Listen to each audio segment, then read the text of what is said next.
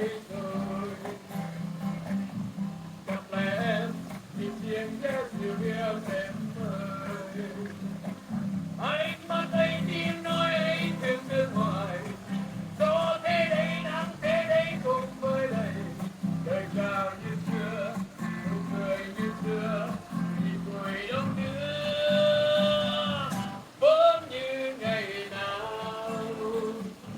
Ta yêu nhau từ Buôn Ma Thuột, hừ ha, hừ ha, hừ ha. Còn thương nhau về Buôn Ma Thuột, hừ ha, hừ ha, hừ ha. Em cao nguyên huyền thoại, em cao nguyên còn dài, một cao nguyên ở trong tôi vừa gần gần vừa xa tôi.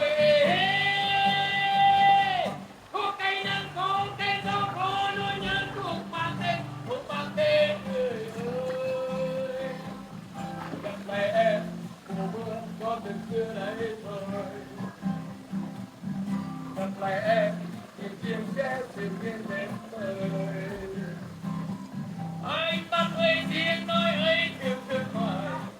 Gió thế đây nắng thế đây không khơi đầy.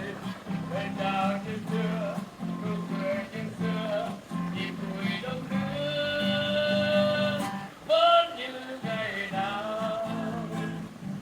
Ta yêu nhau từ Buôn Ma Thuột, hừ ha, hừ ha, hừ ha. Còn thương nhau về Buôn Ma Thuột, hừ ha, hừ ha, hừ ha. Em cao nguyên